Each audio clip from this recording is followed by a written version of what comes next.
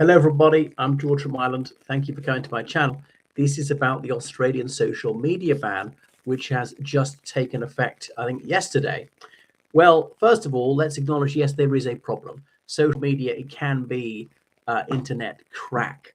People are just hooked on it, and harmful memes can be disseminated, and that's why, as of yesterday, people under that age are not allowed to access YouTube, Reddit, TikTok, Twitch, Kick, Snapchat, Threads, X, Facebook, Instagram.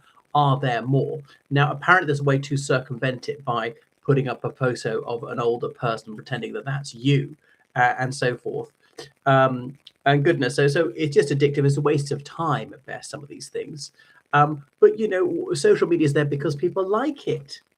Almost everyone's got the internet, has got social media. Remember, Friends Reunited. This is the infancy of this thing, about 2000. Then came Facebook, Mark Zuckerberg, and conquered all before it. And what was their MySpace? That is gone the way of the dodo. Was there Bebo or a few other things like that? Because it's a great way to reconnect with people. Say, oh, he's got married, she's had a baby. Oh, this person moved to that country. Oh, this person's in my town. I haven't seen her for years. Well, let's contact her. And people to advertise jobs, to advertise things for sale, to opine. Why not to inform you of gladsome tidings or sorrowful tidings or whatever, to send season's greetings, games like Farmville or whatever. So it has good uses. It's got value. It can also bring glee to people. I don't think it has to be terrible, but some people have got addictive personalities, particularly for things like this. And just because some people are foolish or some people are prone to compulsive behavior doesn't mean we should take this away from everyone.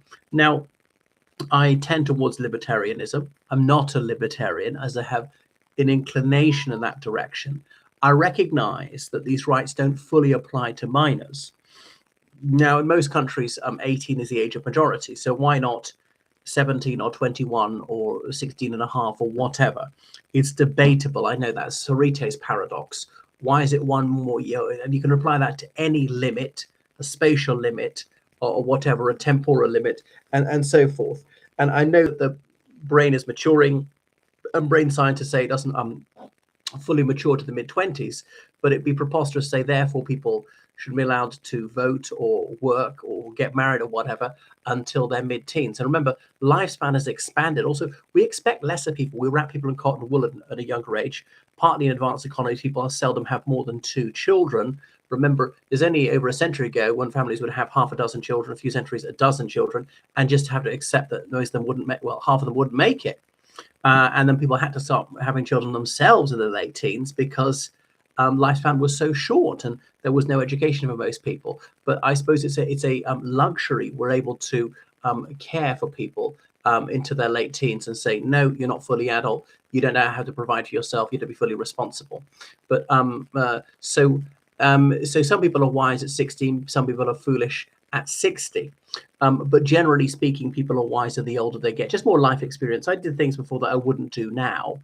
People calm down. It's just the way the brain matures, and people don't think through the repercussions of things. And that's people that take risky and foolish decisions. There's this feeling of invincibility and stuff like that.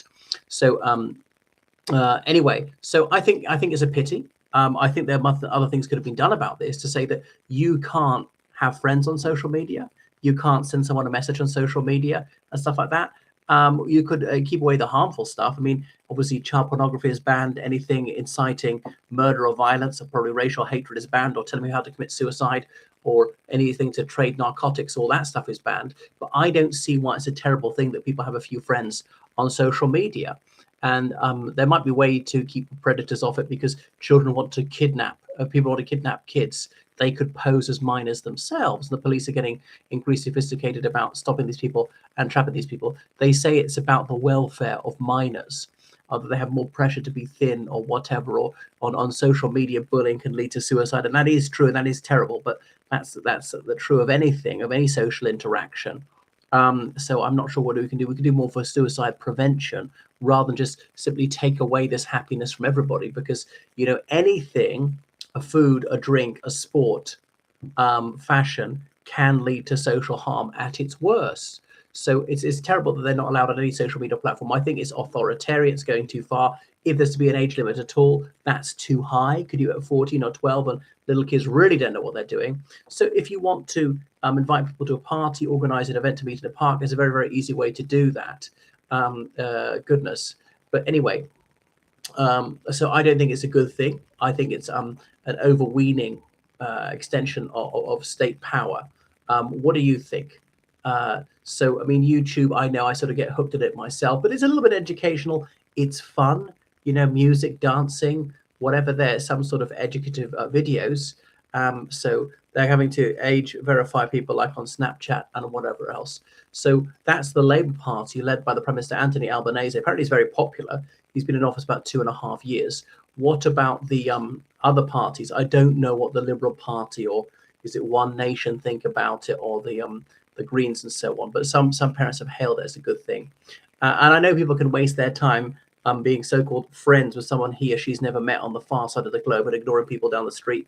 I remember someone was bought a drink on Facebook for his birthday and his wife said, buy him a real drink. Yeah. And people even going on Christmas Day. Guilty, but then I'm sending out funny messages. But it's great that, jokes or whatever can be sent, or that there are worthy, healthy messages. It's important for political movements or whatever to be there. I mean, the government could do other things, have compulsory government adverts like health warnings on it, health advice about helplines to ring if people are feeling depressed or suicidal, information about contraception, anti-drug education could compulsory flash up on these things, warnings about the dangers of smoking and alcohol abuse or whatever.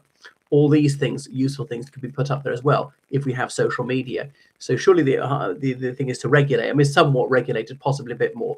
But methinks is using a sledgehammer to crack a nut. It's an unwarranted abridgment of civil liberty.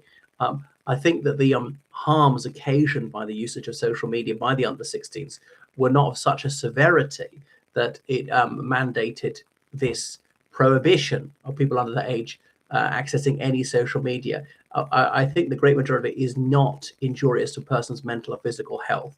And so they'll take these cases, which are the rarest of the rare, as though those typify the whole thing, and extrapolate from that the whole thing is really bad for people, which is a very unsafe conclusion to jump to. What do you think? Well, thanks for watching my channel. Make sure you subscribe on Patreon, donate PayPal, georgecallahan79@gmail.com. So please take out all the credit cards you can, remortgage your house, and donate every last bob to me. You will regret it, but I won't. Right. Thanks, everybody. Toodaloo.